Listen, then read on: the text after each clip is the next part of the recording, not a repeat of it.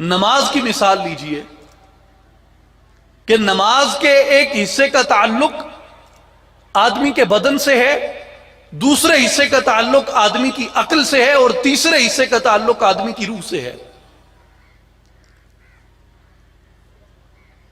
جب آدمی وضو کرتا ہے، مسجد کی طرف چل کے جاتا ہے، اپنے جسم کو پاک کرتا ہے، اپنے وجود کو پاک کرتا ہے، پانی بہاتا ہے، چہرے پہ پانی ڈالتا ہے، کوہنیوں پہ پانی ڈالتا ہے، ناک میں پانی ڈالتا ہے، کلی کرتا ہے، پاؤں دھوتا ہے، مسح کرتا ہے، ان تمام کے تمام افعال کا تعلق آدمی کے بدن سے اور آدمی کے وجود سے ہے۔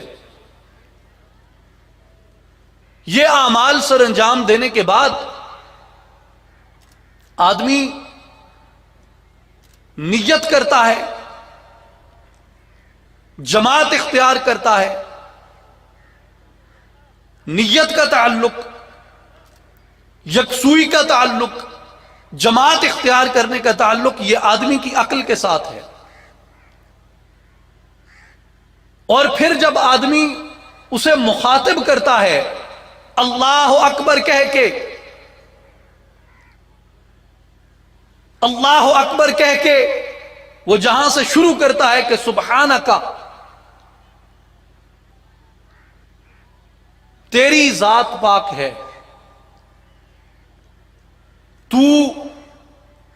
تجھے، تم، آپ، تمہیں، یہ تمام کے تمام وہ صیغے ہیں جو مخاطب کے لیے استعمال ہوتے ہیں، اور اس وقت استعمال ہوتے ہیں جب آپ کسی کے ساتھ براہ راست گفتگو کر رہے ہوتے ہیں۔ اگر درمیان میں کوئی واسطہ آ جائے، درمیان میں کوئی وسیلہ آ جائے، درمیان میں کوئی ذریعہ آ جائے، تو پھر آپ تو، تمہیں، تم، آپ، تمہیں نہیں کہتے، پھر آپ انہیں، ان، وہ کہتے ہیں۔ تو جب آپ نماز شروع کرتے ہیں تو آپ کی نماز میں استعمال ہونے والے اکثر کلمات وہ صیغہ مخاطب سے تعلق رکھتے ہیں کہ آپ براہ راست اللہ تبارک و تعالیٰ کو مخاطب کر کے یہ کہہ رہے ہیں کہ سبحانکا، تو پاک ہے، وبحمدکا، میں تیری حمد کر رہا ہوں، میں تیری ثنا کر رہا ہوں، میں تیری تعریف کر رہا ہوں۔ گویا آدمی براہ راست اپنے مالک کے ساتھ خطاب کر رہا ہے۔ سورہ فاتحہ کو دیکھ لیجئے، الحمدللہ رب العالمین الرحمن الرحیم مالک یوم الدین ایاک نعبد، تیری عبادت کرتے ہیں، وایاک نستعین، تجھی سے مدد چاہتے ہیں، براہ راست اسے مخاطب کر کے کہتے ہیں۔ اہدنا الصراط المستقیم، ہمیں تو ہدایت عطا فرما صراط مستقیم پہ، اور صراط مستقیم کیا ہے؟ صراط الذین انعمت علیہم، ان لوگوں کا راستہ جن کے اوپر تو نے انعام کیا، انعمتا، تو نے انعام کیا، انعمتا، جن کے اوپر تو نے انعام کیا۔ نماز کی جتنی بھی گفتگو ہے، نماز کا جتنا بھی کلام ہے، یہ تمام کی تمام گفتگو، تمام کا تمام کلام، نماز کی تمام جتنے بھی جملے ہیں وہ سارے کے سارے مخاطب سے تعلق رکھتے ہیں، اور آدمی اپنے بدن کے ساتھ یا اپنی عقل کے ساتھ اپنے مالک کو مخاطب نہیں ہوتا، بلکہ آدمی اور خالق کے درمیان جو رابطے کی چیز ہے، جو رابطے کا ذریعہ ہے، وہ آدمی کی روح ہے جو اپنے مالک کو مخاطب کرتی ہے۔ گویا کلمات نماز کا تعلق آدمی کی روح سے ہے، اور اسی لیے آقا پاک صلی اللہ علیہ وسلم نے فرمایا کہ لا صلاۃ الا بحضور القلب، اگر تیرا دل حاضر نہیں ہے، تو اپنی روح کے ساتھ اپنے خالق کو مخاطب نہیں کر رہا، تو تیری نماز مکمل نہیں ہوتی۔ حضرت سلطان باہو یہی فرماتے ہیں کہ دل تو نماز پڑھائیو نہیں کی ہو یا جے نیتی ہو، ارکاں گٹے مل مل دھومیں تیرے منو نہ گئی پلیتی ہو، کہ اگر دل حاضر نہیں ہے تو تیری نماز کیسے مکمل ہو سکتی ہے؟ تو خدا کو مخاطب کر رہا ہے تو یہ تصور کر کے تو اسے مخاطب کر رہا ہے۔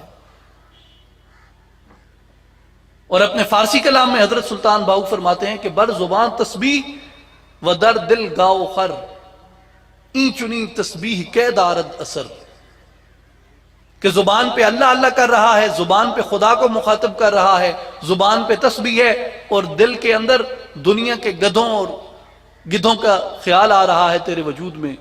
در دل گاؤ خر، گدھوں اور گاؤں کا خیال تیرے وجود کے اندر آ رہا ہے، تیرے دل کے اندر آ رہا ہے. این چنی تسبیح کے دارد اثر، تیرے یہ کلمات، تیری یہ تسبیح کیسے تاثیر کر سکتی ہے جب تو اس لمحے میں خدا کو اپنے سامنے موجود ہی نہیں پا رہا. یہ ہے احسان. الاحسان ان تعبد اللہ کأنک تراہ. احسان یہ ہے کہ تجھے یہ یقین ہو کہ گویا میں اپنے مالک کو دیکھ رہا ہوں.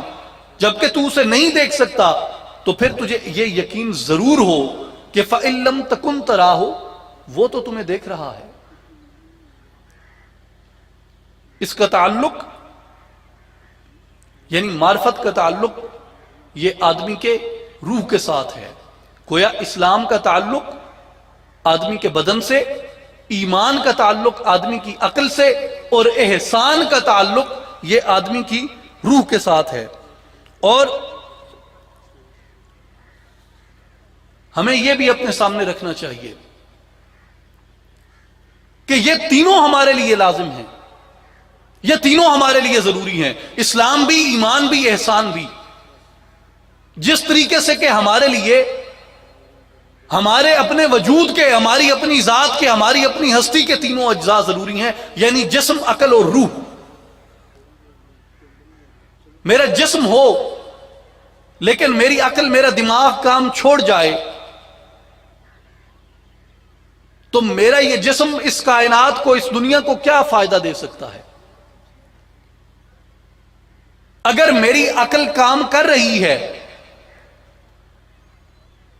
میری زبان، میرے کان، میرے ہاتھ، میرے پاؤں، میری آنکھیں، میرا دل یہ میرا ساتھ نہیں دیتے، میرا وجود میرا ساتھ نہیں دیتا، تو میری وہ تیزی سے چلتی ہوئی عقل میرے کس کام آ سکتی ہے؟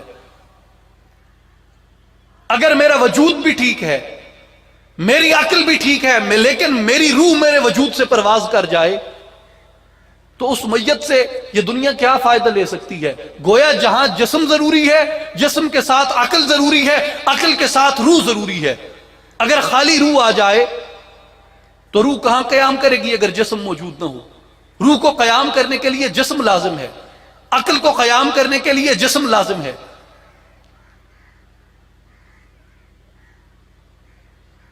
اس لیے ان میں سے کسی بھی ایک پہلو کو آپ پیچھے نہیں دھکیل سکتے کہ جسم نہیں ہے تو عقل و روح کہاں آئیں گے. اگر عقل نہیں ہے تو فقط روح کے ساتھ یہ وجود اگر زندہ ہے تو لوگ اسے پاگل کہتے ہیں. گویا آدمی کی ہستی جسے میر سامان وجود کہا گیا، یہ ہستی ان تینوں اجزاء سے مکمل ہوتی ہے، بدن، عقل اور روح. اور بدن کے لیے اسلام کے احکامات ہیں، عقل کے لیے ایمان کے احکامات ہیں، اور روح کے لیے احسان کے احکامات ہیں. اسی طرح آپ ان تینوں کو بھی نہیں الگ کر سکتے. اسلام ہے، ایمان اور احسان نہیں ہے تو اسلام کے اندر آدمی کامل نہیں ہو سکتا. اگر ایمان ہے، اسلام اور احسان نہیں ہے تو آدمی ایمان میں کامل نہیں ہو سکتا. اگر ایمان اور اسلام نہ ہو تو اس احسان مکمل ہی نہیں ہوتا، احسان وجود کے اندر آتا ہی نہیں. تو گویا جسم کے اوپر اللہ کا اسلام لاگو کرنے کے ساتھ ساتھ عقل کے اوپر بھی اسلام کا لاگو کرنا لازم ہے، اور پھر روح کے اوپر بھی ان اعمال کو جاری کرنا انسان کے اوپر یہ واجب اور لازم ہو جاتا ہے.